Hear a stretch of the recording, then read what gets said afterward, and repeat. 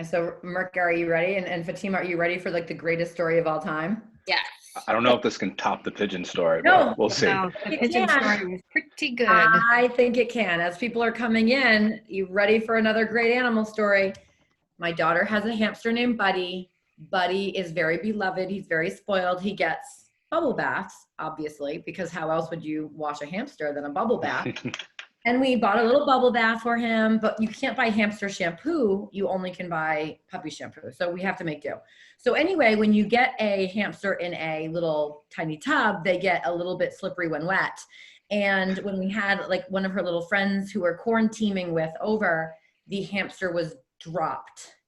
Oh. Very, very, very tragic moment because I mean, he was bubbly, he was slippery and he dropped. And so my daughter is like, oh my gosh, something happened to the hamster.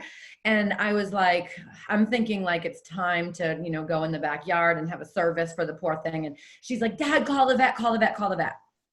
He's like, I don't know what's going on. I'm like, Aylin, honey. And I'm looking at this thing and this poor little thing, like it has gone to where, you know, hamsters go. Lon clears off literally the kitchen island. Like we're going full triage here, clears it off. And he's like, all right, Aylin, I'll try to save it. Puts the hamster down on my kitchen counter and starts doing hamster CPR. Legit, like baby little dwarf hamster compressions and mouth to whisker resuscitation. No joke, happening in my kitchen. So all of us are leaning over. He's like, I need space. I need space. And he is like, I'm going to say it goes on maybe a minute and a half. Like that's a long time to commit to the hamster resuscitation. But like he's in it to win it. He's an expert learner. He's committed. And just as I'm about like, okay, this, like we cannot do this all night. Buddy does a little dancey dance with his little dwarf toes. Buddy like sits up, like Buddy is back from the bathtub, right? And so it's like this joyous event, like we're cheering. I've never been so happy to see Buddy in my life. Like this is like, yes, right? But here's the catch. Buddy, you want to know this because do you know, because afterwards I did research and I'm telling all my friends and they're like, haven't you ever heard of hamster shock? I'm like, what's hamster shock? And apparently when hamsters fall, they go into a hibernation shock. Ooh. Turns out CPR unnecessary. Okay. But Lon is still, my husband is still like, you don't know that for sure. I'm 80% sure that the reason Buddy is like here on his hamster wheel is because of the hamster CPR. But that's how committed we are to animal welfare in our house, that my husband put his giant man mouth on the snout of a dwarf hamster to try to bring him back. And yes, Maggie, all of my webinars are now going to start with some ridiculous story. You're That's welcome. Awesome. Yeah. I mean, Mirko knows Lon. Can't you picture him like, it was, I mean, it's very Think if I was the hamster, I'd be afraid. I'd be very, very afraid. I know, but I mean, again, we don't know for sure if that was the thing, but a lot of people, like if you read it online, there's a lot of people who are like, I had no idea that they can like actually effectively go into like a total hibernation shock to like protect themselves. Yeah, I had no idea that was a thing. Yeah, big news. All right, we are going to get started. Everybody's set? Yep, good. Good evening, everybody. Thank you for joining us. I'm Carolyn Jacobs with WGBH Education, and this is the second in a series of 3 webinars around universal design for learning. The third one will be on October 8th, and we'll have information about how you can register for that later on in the program. Links will be posted in the chat also throughout the evening, or the hour that will be with you, not the entire evening. And we'll also have links to the recording from the first in the series, which we had back in August. So obviously we are recording, and we will be sending out the link to everyone who registered tomorrow in a follow-up email. Only the presenters have the mic and are on camera. We invite you to react to what you are learning with your colleagues and the presenters in the chat, or post questions in the Q&A box. Both the chat and the Q&A are being monitored by Angelica and Ethan, both from GBH Education. This session is sponsored by GBH Education, along with a couple of other projects that I'm going to tell you about, that Peggy is going to tell you about in a minute. GBH was formerly known as WGBH, Boston's public media station, and the leader in producing award-winning primetime shows and educational programs for PBS and NPR. Shows such as Masterpiece, American Experience, Frontline Nova, Molly of Denali, Pinkalicious, lots of kids programs all originate at WGBH. And we're also sponsored this evening by PBS LearningMedia and the GBH NASA collaboration entitled Bringing the Universe to America's Classrooms. I'm going to turn the mic over to Peggy Wright, who is Director of Digital Learning at GBH, for further introductions before we move forward to our three wonderful guest speakers. Thank you very much. Go ahead, Peggy. Thanks, Carolyn. Hello, welcome everyone to this evening's webinar, Teaching Science Through the Lens of Universal Design for Learning. We again appreciate you spending time with us this evening, and we hope that the information you glean from the webinar comes in handy in the current school year, whatever your situation might be. So before introducing our three outstanding educator speakers, I'd like to provide a little bit of background and some context for tonight's webinar. Next screen, please. So for those of you who don't know, as Carolyn said, PBS LearningMedia is one of the sponsors of this webinar. And for those of you who don't know, PBS LearningMedia is a free pre-K-12 digital resource site. It is hosted by PBS and WGBH. We're co-founders for this service. And we have tens of thousands of resources in the site across all grade levels and content areas. All free. They are free now. They will always be free. And as Carolyn said, much of the content is adapted from many of your most favorite PBS shows, such as Nova and American Experience and Ken Burns, as well as our children's shows like Arthur and Molly of Denali.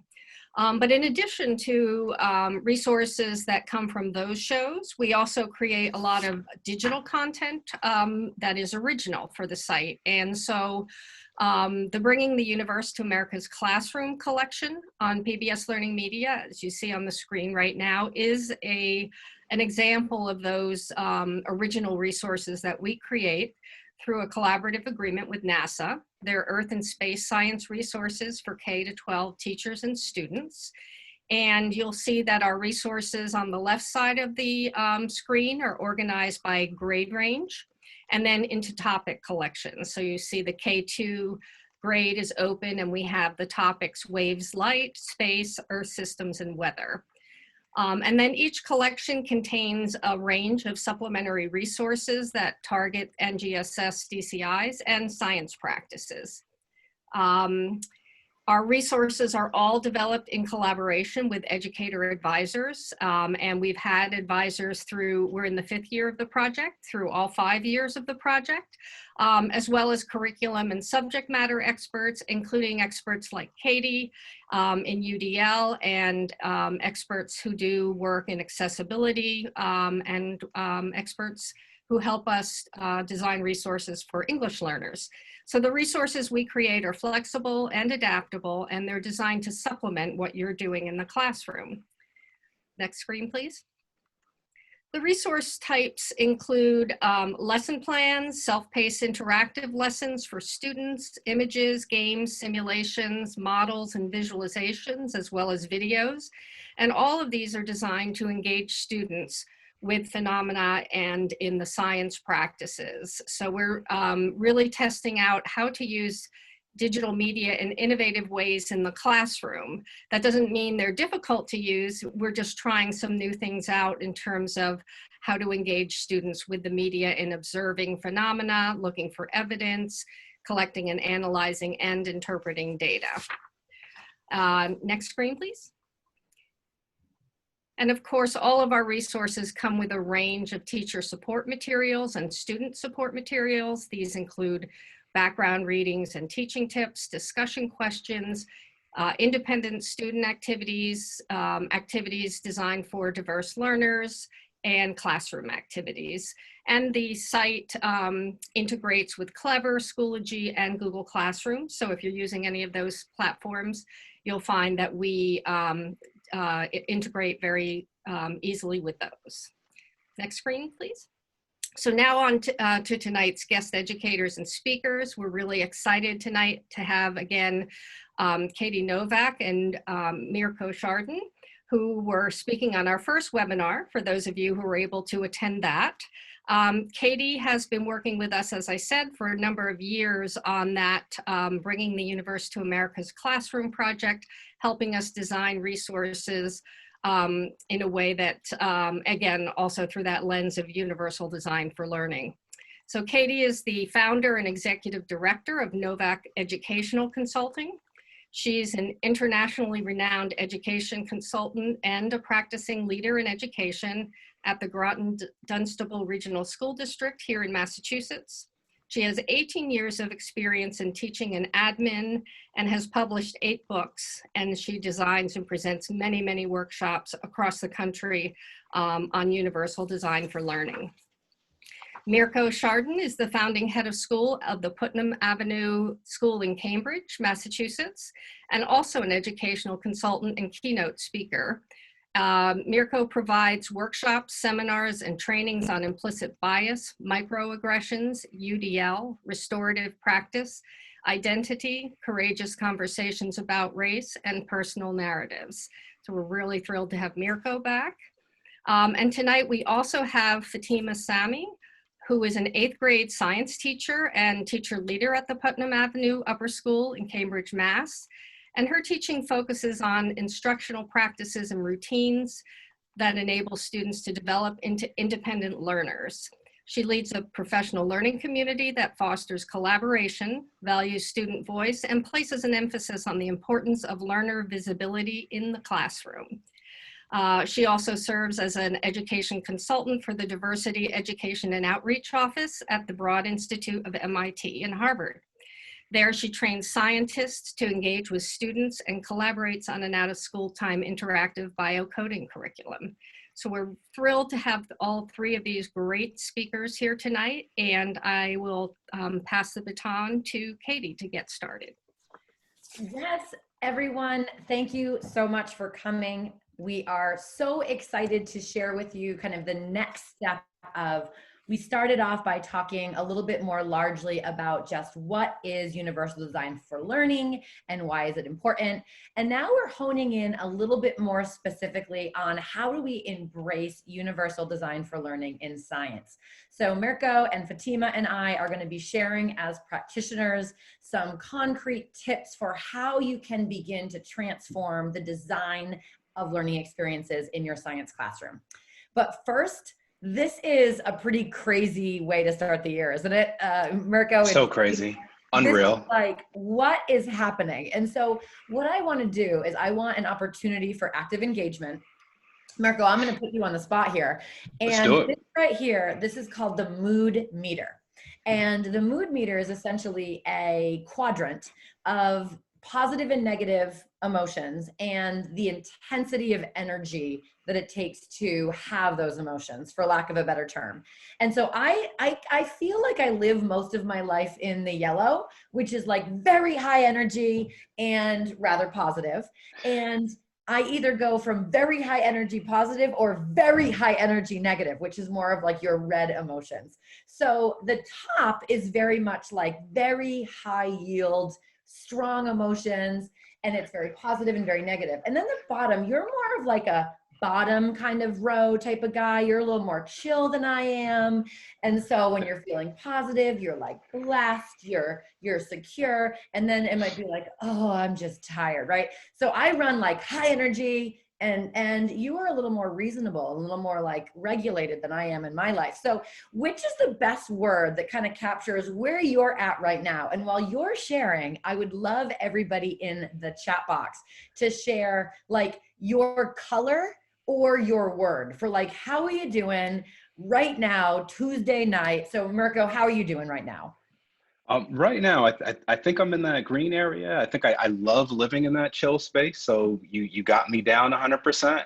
At the same time, I think I'm kind of spiking a little bit because I'm super motivated and just super excited to have the opportunity to share with the fabulous educators who are tuning in right now, because this is all about ensuring that our kids get the best experience. And who doesn't get excited talking about that and being able to think about that? Right, you're coming into Katie's quadrant over here. All right, so I need to like back down then and move back into the green space of being chill. And what I'm seeing here in the chat box is just that we're kind of all over the place. And I think a lot of the design work that we do is where we all are pretty good about thinking about what are the academic barriers that our students may face. But a part of this design work, when we talk about how do we truly engage all learners, we have to think about the social and emotional and the behavioral barriers as well. And I love this as kind of a visual for kind of your first day with your students of like, where are you right now? What would it take to get a little more positive or a little higher energy, and kind of sharing some ideas. So I love reading the comments about where people are at right now. So There's some great ones in there.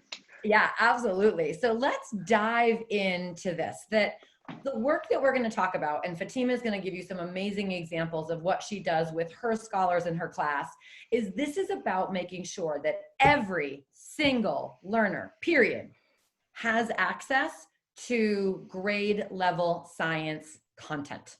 And this is not about how do we make things easy for students. This is about how do we design learning experiences that are flexible enough that every student has access to the most rigorous content available. And so Mirko's going to start off a little bit talking about the importance of thinking about design. I'm going to dive a little bit deeper into what are the components of a lesson and how does that relate to the 5 E's. And then Fatima is going to take us into her classroom and share student work and assignments so you can get a better sense of how to do this with your amazing, amazing minds. So Mirko, kick it off, brother.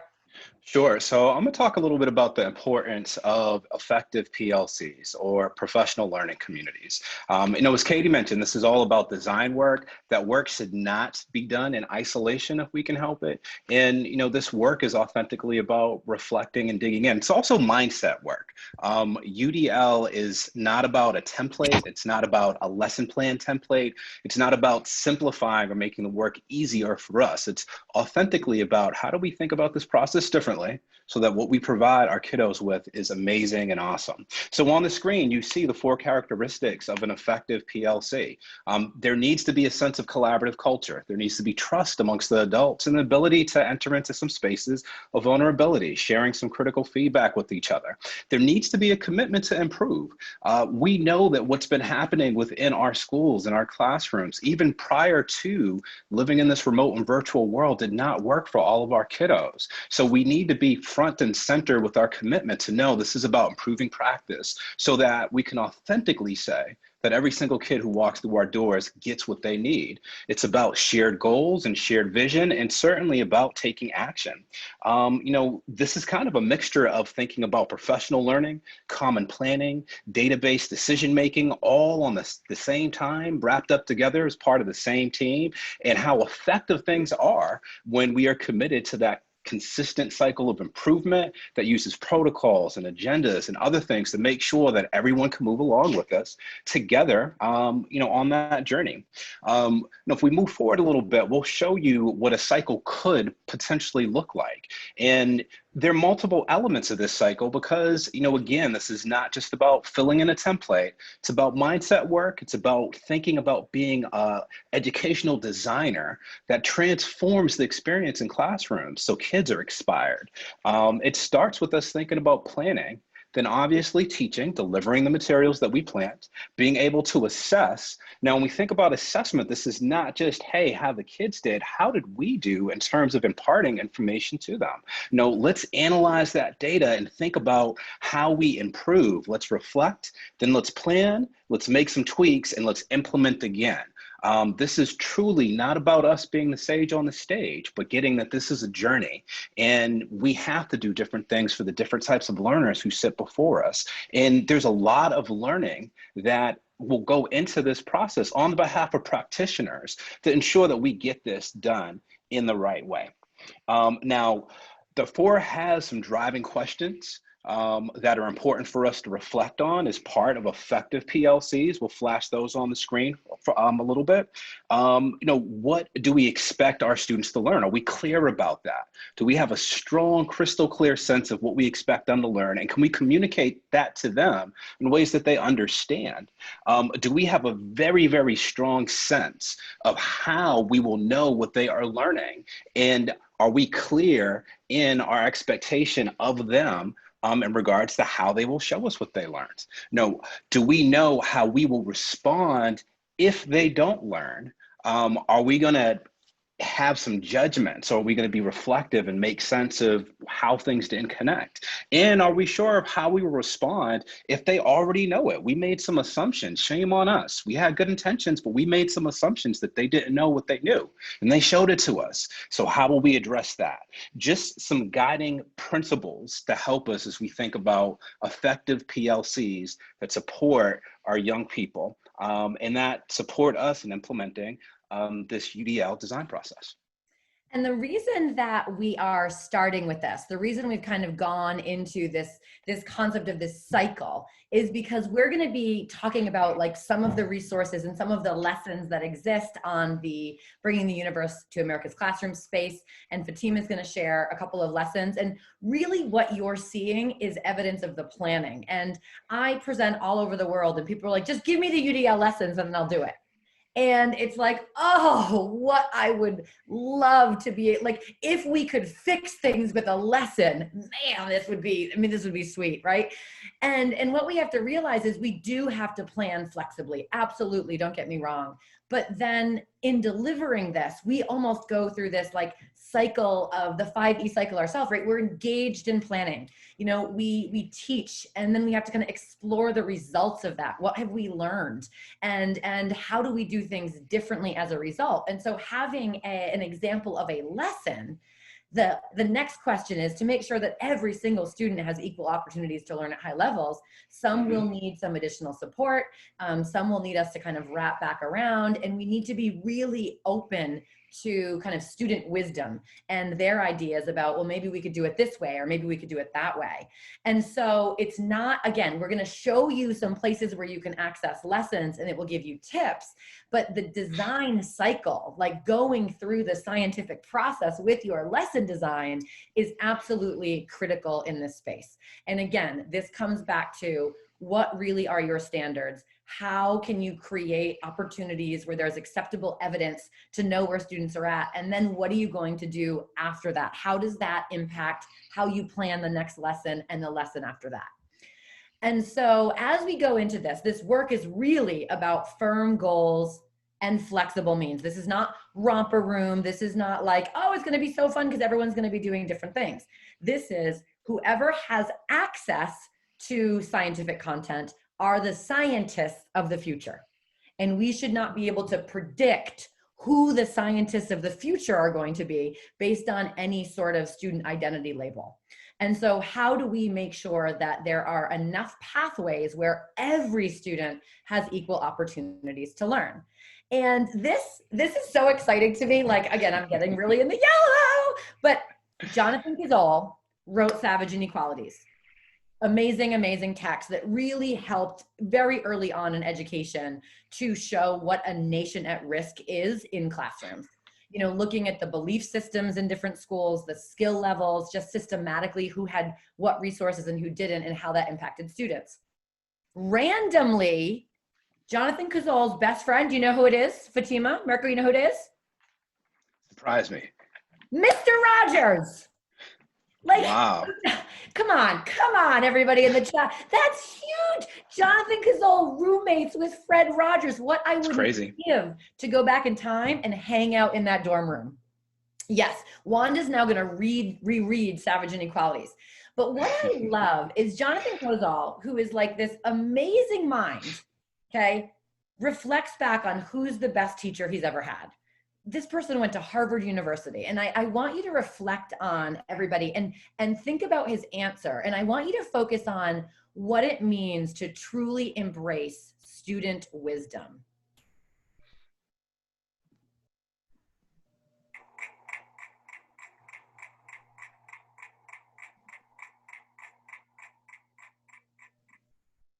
I've had some wonderful teachers in my life. I think the teacher who mattered most to me and who has a continuing influence on me to this day was not actually my own teacher when I was a child, but in a sense, he was the teacher to a whole generation of very young children in America. I'm thinking of my dear and beloved friend, Fred Rogers, the Fred Rogers of Mr. Rogers' Neighborhood. He taught me lessons that I really never learned anywhere else throughout all the years I was teaching and working with children. And that lesson was not to impose an arbitrary sense of adult intention on a child, not to give a child, like the 50 items of necessary wisdom, but to listen to children and to draw wisdom out of their own voices. Oh, I'm swooning. I am just swooning about this, because not only is this what UDL is really about, how do we provide voice? How do we provide choice? But it's also about how do students become kind of co-creators of their own learning. And there was a question in the question and answer box that talked about, like, how does UDL relate to those 5 E's? Like, how do we engage students and give them space to explore and explain what they've learned and to extend their learning, and then ultimately to kind of evaluate like whether or not they were able to make the goals. And the only way that we can do this is by allowing their wisdom to drive things forward. And so I want to share with you kind of what are the 4 components of a lesson as you're thinking about whether you're doing this remotely, whether you're doing this some in person, some remotely, whether you're doing this totally in person. These 4 things don't change. Your goals don't change. The fact that you have to be a part of something bigger than yourself in a community of learners, in a professional learning community, that doesn't change. The only thing that changed right now is that we're not in the same place doing it. And so I want to go over these kind of 4 components, and then Fatima is going to show you examples of how she leads students through this really self kind of differentiated teaching and learning process in order to make sure that all learners know how to be learners. So this first step here, this is really how do we engage students when we're thinking about those 5 E's. And we engage students by being really clear about what the outcome is going to be. Like, what are the goals? What is the content students need to know? What are the skills they need to know? What does it mean to be a scientist? And make that really, really clear. Like, this is what all of you have the right to know. Okay, I don't get to decide. I don't have the power to decide whether you have access to it or not. You're all going to have access to it. And then we want to give students an opportunity to really reflect on what do they already know about this? Like, what words come to mind? Having think, pair, shares. And there's some examples of this is a great time for diagnostic assessments. Like, what do you know about this? Look at this graph. Like, what do you notice? So like really, really kind of like give space to say, what does this remind you of? Like, what vocab do you already know? If you're doing this remotely, you can use like the chat box or polls or things like that. When you're doing it in person, it could be KWL charts and notice wonder charts. But again, we need to give time and space to say, this is what we're doing. This is why it's going to be important. You're going to have a lot of flexibility about how to do this, but ultimately think about what you already know about it to help you make a better decision. And then we are going to make sure that there's enough flexibility for everyone to get there. And so the BUAC resources, the Bringing the Universe to America's Classroom resources, if one of our colleagues could throw the link in the chat to access those lessons, one of my favorite things about this is you can actually look for media and lessons based on the standard. Right? So you're working in science and you're like, oh gosh, I need to make sure that all students really understand how, weather day by day helps us to understand seasonal weather. And you go in and you say, all right, I'm focused on this next generation science standard. Show me what you got. Okay. So grade level rigor for all students and opportunities to reflect. And then we have this amazing opportunity to teach, to provide explicit instruction. And when we're doing that, we're kind of helping to create a framework for these are going to be the opportunities you have to explore. And so the 4 parts in research that make up a mini lesson are a connection to the standard. This is what we're doing today and why. Some aspect of let me share with you an exemplar, or let me show you a simulation, or let me explain and give you a little bit of background information on this. And then we provide some sort of active engagement. We want students to have opportunities to talk about science, to examine resources, to make predictions and hypotheses, right? We need to give them space. And so this is not them watching us teach. This is us creating learning together. And then we link back to that standard. And so if you think about every lesson as being like, this is the standard, let's reflect on what you already know. I'm going to provide some instruction, 10, 15 minutes, to explain this is the most important content. Let me highlight what we're going to be doing today. Then you want to give students opportunities to go in and explore. And the great thing about these BUAC resources is they give you the tips for that mini lesson. It might be important to highlight this for students. Here are some slides that you might share. And so not only do you kind of have that standard, but then you have opportunities to say, okay, so here's some things that might kind of wrap into the mini lesson that I'm going to provide for students. Now let them explore. Give them opportunities to learn it. And Fatima is going to do the greatest job ever of showing how she allows her students to learn it. But this is a great time to say on your own, you can work in partners, you can work with me in a small group, but watch the videos and the simulations, go through the data, work on this interactive. And so really giving students the flexibility to kind of explore. And this is a great time for formative assessments. Explain what you're learning. What are you confused about? What are you still wondering about, right? That's an amazing opportunity to do that. We then dive in, right? And we say, okay, so as you're diving in and exploring, you can do it in English or Spanish. You can, if you don't know the vocab, you can look at it, really allowing kids to personalize and drive their own learning experience. Which of these tools work best for you? And then we need to say, okay, show me what you know. Right? Explain to me what you've learned, or once you go back in, help to evaluate your learning experience. Okay. If we're working on content, it's really great to be able to say, okay, you can write it, you can draw it, you can other it. Okay. Fatima is going to talk about othering it. And if there is a specific standard, like scientific writing, if that is the standard you're working on, you can't say, oh, you can draw it. But you can say, here's so many scaffolds that will help you to write it. Here's sentence stems. You can use voice to text. Here's a graphic organizer. Here's an exemplar. And so really thinking about that cycle of how do we allow students to kind of explore and explain what they've learned and explore more deeply, and then to ultimately evaluate, did they meet the goal or not? And if they didn't, it brings us back to that design cycle. What do we need to do differently as we move forward in our teaching and learning? And so this is a great example. One of my favorite ways to find out what are some really flexible ways for students to share what they know are whenever you see a discussion question, it's a really great opportunity to say, here's a discussion question. I want you to prove your answer.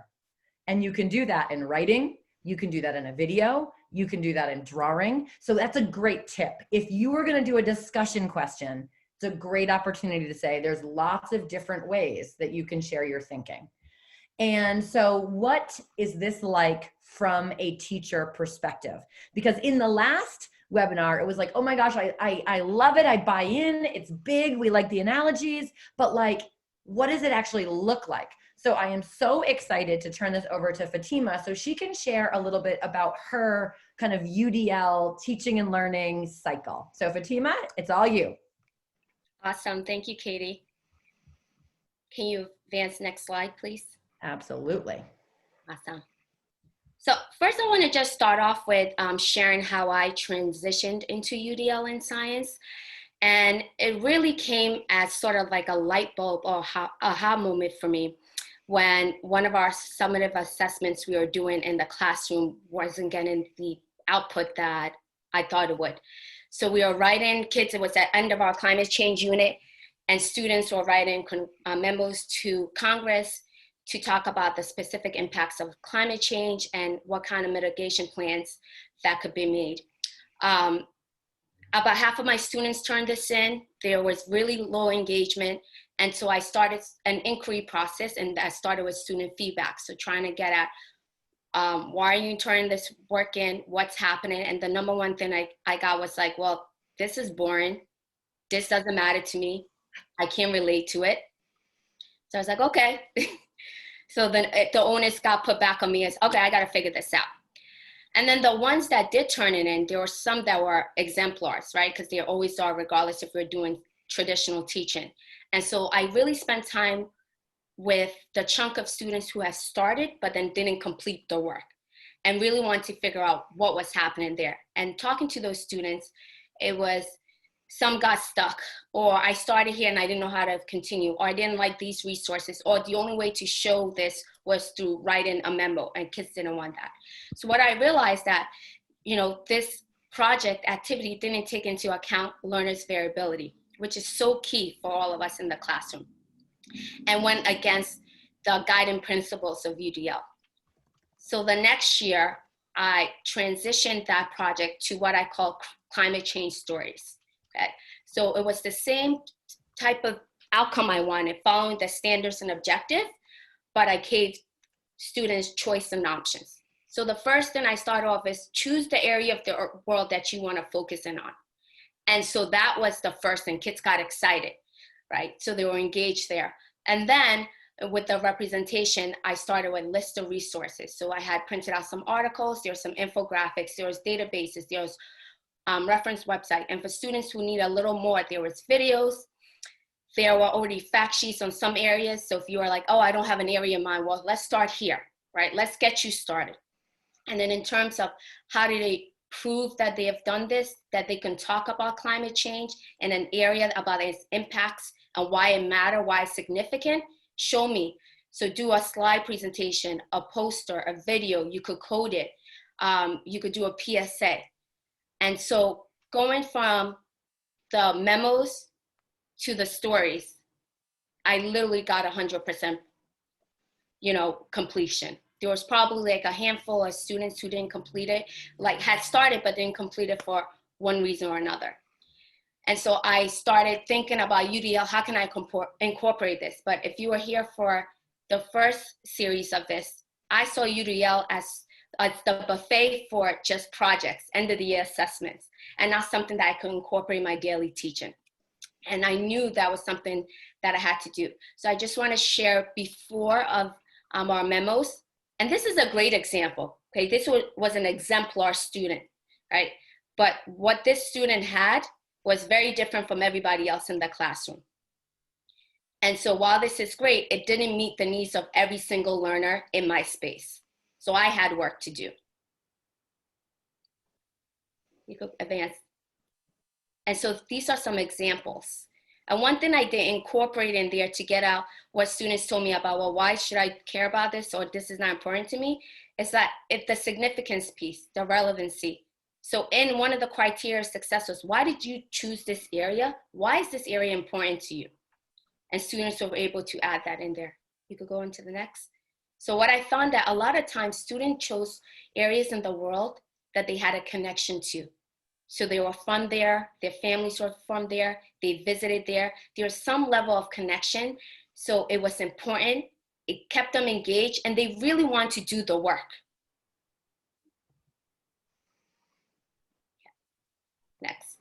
And so now I'm going to transition us into, once I kind of got away from UDL is only for end of unit projects and started to explore it in my day-to-day lesson. Again, this was something that I did with my PLC, right? So within my building with my grade level team, bouncing off ideas of each other. And it's really important that even if you're content-based, you could bounce off each other, even if you're not in the same content. And then also in my department meeting with all other 8th grade science teachers when we met monthly. And so here with friction, which at first when I started this lesson, I struggled a little because I knew what the standard was, but I wasn't sure how I was going to teach friction UDL, right? So it's a lot of collaboration to get this together. And I knew, which is always important key, start from your standards, start from your objectives. What do you want students to be able to master? And how can they show you that they master this? Okay. I love that, Fatima, because that's the whole, when we talk about like, what's the point of self-differentiated learning and exploration, and what's the point of self-differentiated assessment and evaluation, it really comes down to, I love your language. I'm like totally going to, I'm not going to totally steal it because I'll give you credit, but I love, how are you going to learn it? And then how are you going to prove it to me that you learned it? And when you're driven by the standards, like that's the power of this work. I think we're so lured right now by like the tech tools and what everyone else is doing. It's like, what is it that like you're called to make sure that students know or can do? And then what you said is a lot of collaboration. This is working with students. This is working with your colleagues. It's that PLC. What are we going to do differently so more students can show us their brilliance and what they've learned? Yes. So a lot of collaboration, a lot of work at, Katie, can you just go back one slide? So I just want to go through really quickly here. So for this lesson, students had 3 options to learn about friction. So we had some sensory stuff. Students could touch a touch station where there are different surfaces, and they were able to rub or move things along those Lego pieces along those surfaces. There was a video they could watch, and then there was a game of paper football through different surfaces that students could play too. Then once they done that, then they approve it, right? How do I know what friction is? That friction is a force, and how can I explain that back or share that knowledge with someone else? So they had an option to write it, they could draw it, they could code it, or the other it, which is, I don't like any of these options, or I know a better option that works for me. And usually I tell my kids, just tell me what it is, because I don't know everything. You might have a better idea, and I love it if it works for you. You could advance. So just some examples. So here's our video pathways, our learn it. So there are some kids watching videos on friction. You can advance. Here's our touch station. So I had little Lego pieces and different textures of surfaces. You can advance. Here's our gaming station with the surfaces. So I literally brought into, if you go back once, just brought in like my playing table, then a towel, a sheet, just different surfaces, things I had around at my house. You can next. And then an organizer. This is also really important. Once I started incorporating UDL into my daily lessons, this gave me an opportunity to provide feedback to students, and also for students to know they were on the right track to approve it, okay? So given, what do you notice about friction? What questions do you have, which is also important, right? We don't throw UDL and say, all right, good luck, choose your pathway, and then I'll see you tomorrow. So there's still time for, or space for the educator and the student to converse. And then what is one takeaway from what the activity or how you learned it? Next. So there are just a couple more examples of the organizer piece. Next. Yep. And then I'll prove it. So we had a student who wrote about friction. I'll just give you a moment to look at it. Who drew about, you could go ahead, next. Who drew about friction. Next. Another drawing. My personal favorite, right? Everyone will be able to master the moonwalk if there was no friction, very key. Next. And then another way. I had this particular student was very into, I don't even know the term for it, but like graphic design and she had a graphic design template on her home computer, so she wanted to be able to prove it with her other it. So this is what she came up with. Next.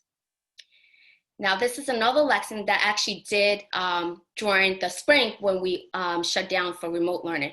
So I just wanted to show you that this is totally doable when you're not physically in person with students.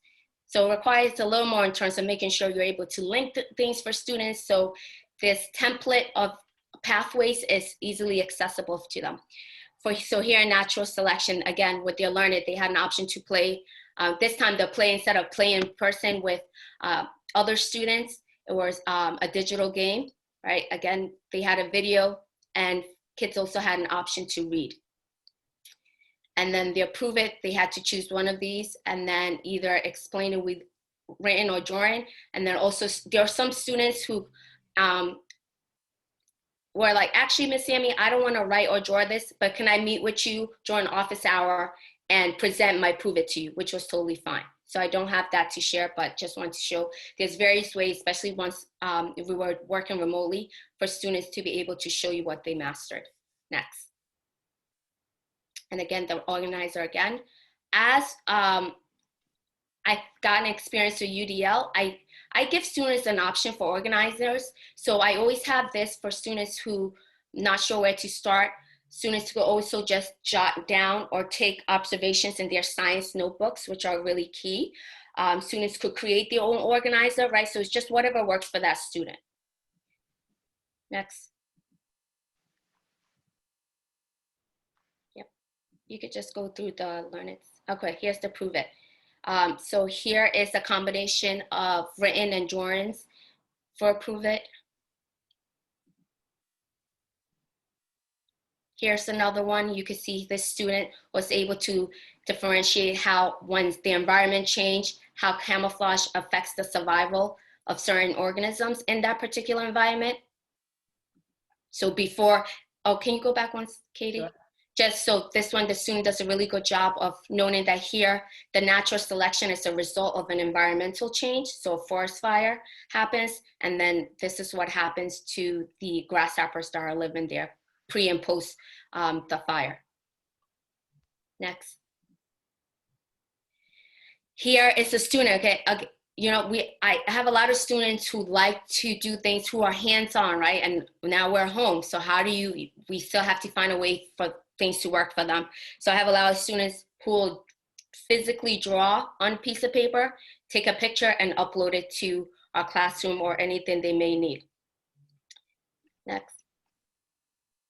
Here's another writing example. Next. So this you might look and you're like, well, this doesn't say a lot, right? But it answers that prove it selection of how does natural selection is impacted once the environment changes. So we go from pre-industrial revolution, where the light moths are able to blend in before, and then after industrial revolution, they're more preyed on because of all the environmental factors going on. Next. And here's again, this is, I don't know if you could guess, but this the first student I showed you with the graphic design nerve mind. Next. I love that eagle. Yeah. He's like real happy about getting Right. those mice. Yeah. Definitely in the yellow. Yeah. He's about to eat, so he's excited. Katie Eagle. Before I go to tips and strategies, I just want to say, as I showed you, we went through those prove-its, what that was consistent is that every student in one of those prove-its were able to master the standard or the objective of that lesson, which is key. They all look different, but if you look through it and you go through the criteria of success, every student there was able to master, and they're not identical. So I think that's really important to highlight. And one of the questions, Fatima, that just came up, which I think is a really good question, is that when it looks like students are kind of only exploring on their own, where is the space for teacher direct instruction? And I know that there's, you know, always in UDL, there's two different spaces. There's either that mini lesson at the beginning, or because students are kind of working individually, it does provide time to do more of like a workshop where you're providing explicit instruction in small groups. So can you talk a little bit about how do you give students kind of that mini lesson so they know what their options are? So you're kind of unpacking what is friction before they go off and they make their choices. Right. So for example, for the friction lesson came after we talked about general forces. They haven't been introduced per se to friction yet, right? But we've talked about contact forces. So if I'm sitting on the chair, I know my body is in contact with the chair, and that's a force that keeps me sitting, right? Or if I push something, the force is between my hands and whatever I'm pushing. So students have, in previous lessons, have already had a general understanding or could define what a force is. They have been introduced to friction as a force. Some students knew what friction was, couldn't make the connection of friction is a force that stops things in motion.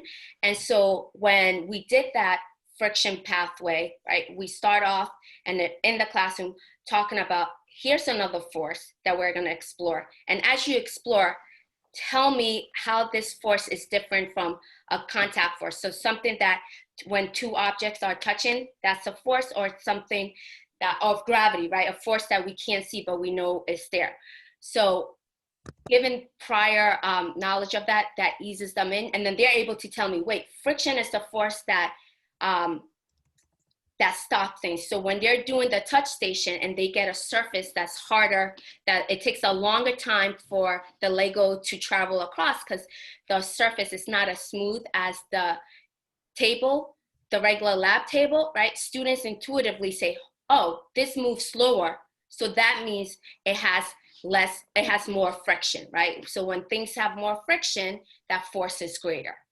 So it's kids making those natural connections or pathways, for lack of better word, for themselves. And then online, when we're remote, we could do that same sort of mini lesson with the whole entire class before they either go into breakout groups or move into asynchronous lessons. Or sometimes I do a screencastify of myself, introducing them to that topic and having the opportunity to engage in that way before they choose their pathways. And there's a couple, I'm kind of keeping my eye on the chat. I'm listening to you. I'm like, I'm yellow. I'm like totally in it. And there's kind of some question is like, where is the instruction? And again, this is a mini lesson.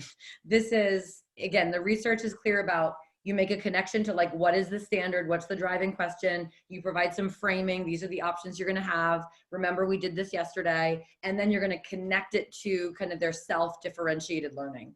And so there absolutely is teacher facilitation in sharing, like, this is the standard, this is the driving question, this is how it relates to what we're doing before. It's not in any way, as Mirko said, the sage on the stage where it's like, let me tell you all about friction for 25 minutes.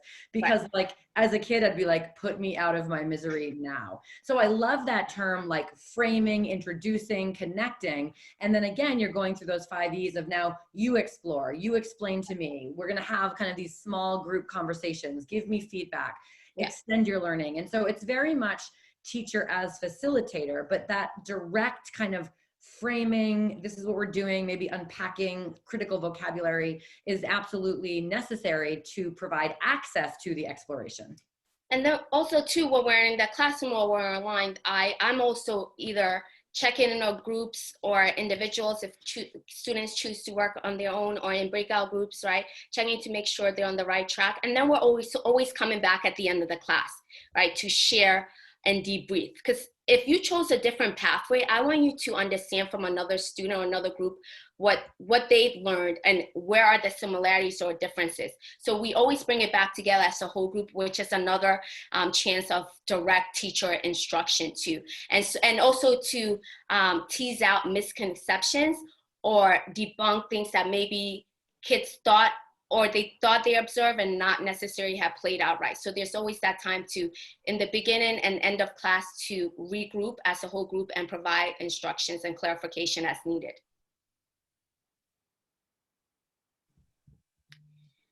So in terms of applying UDL and science, I mean, like I've said earlier, start with your standards and objectives, right? And backward designs. What do you want students to be able to master at the end of the lesson?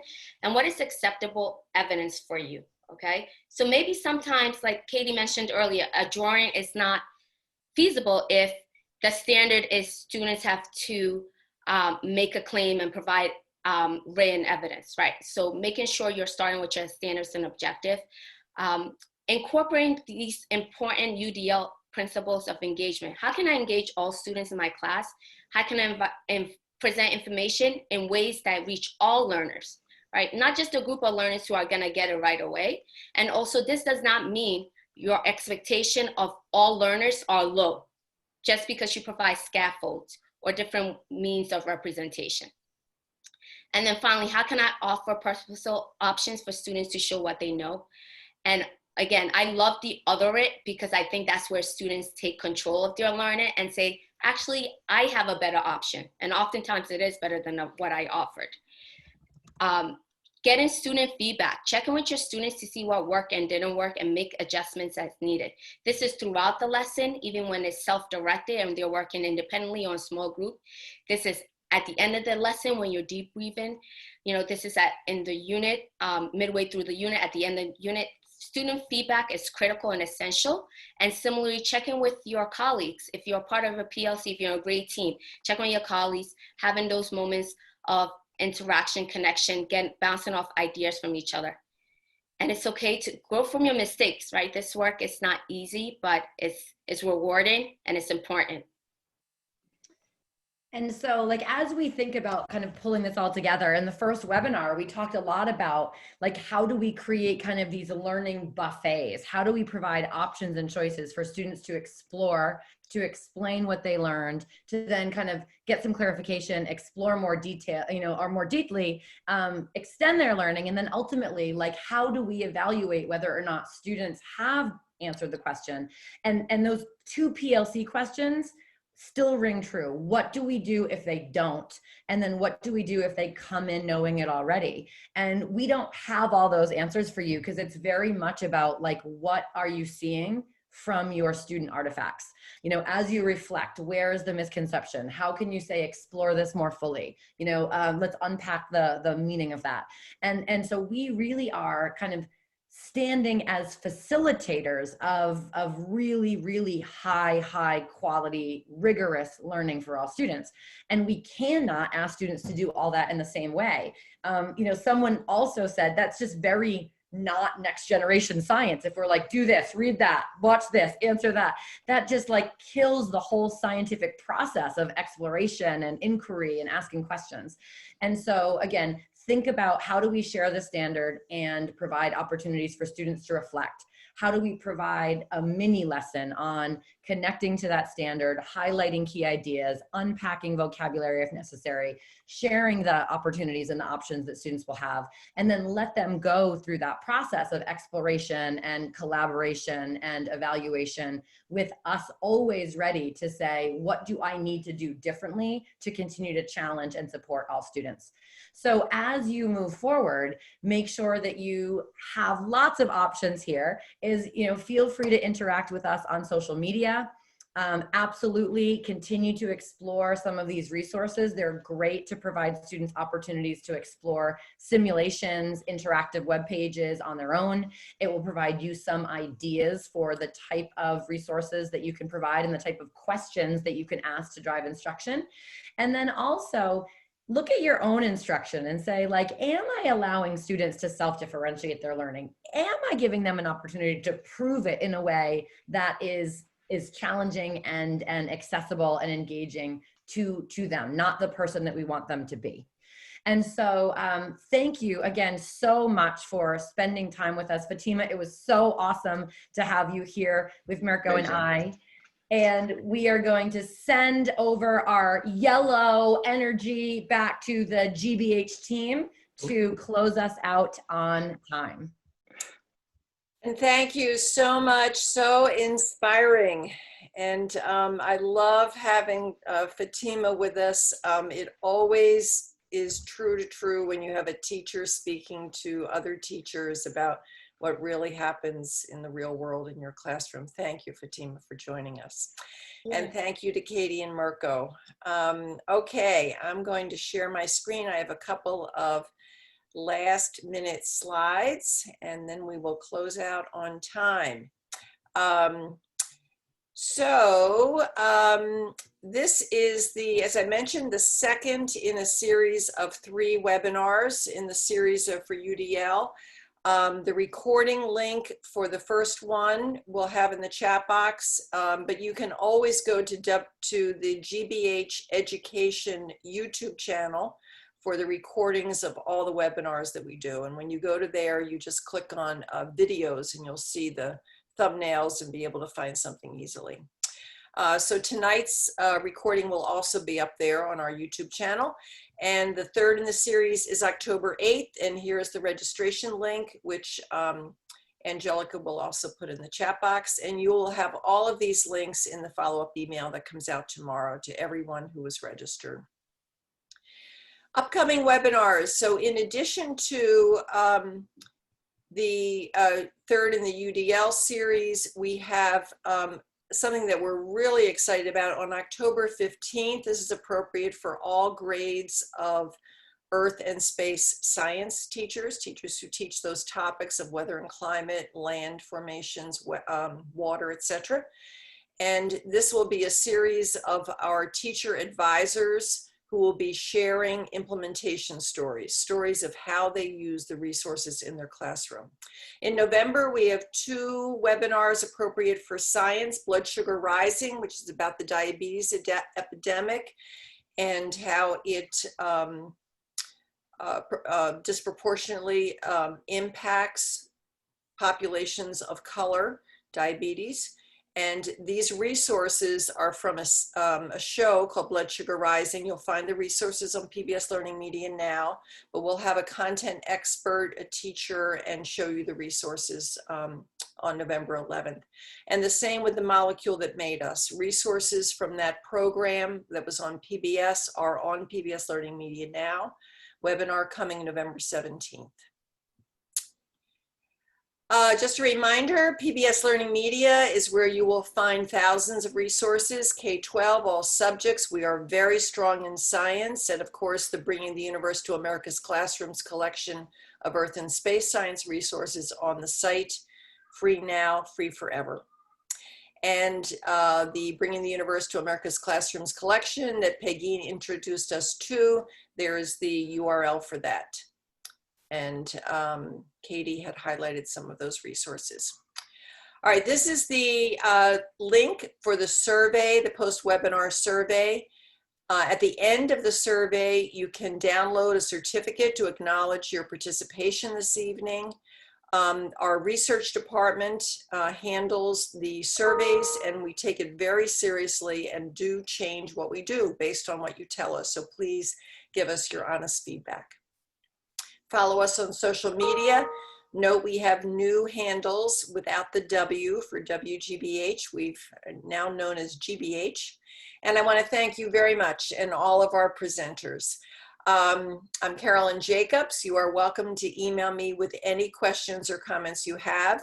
Our email is also going to change soon. It will not have the W, but right now it still does. So thank you very, very much. Thank you to Mirko and Katie and Fatima, Peggy Wright, who was with us earlier on, and Angelica and Ethan in the chat and the Q&A. And thank you to all of you for joining us. We appreciate it. Thank you. We'll keep the chat box open for another couple of minutes. And I know that Katie has to run off to another presentation, and you're welcome to.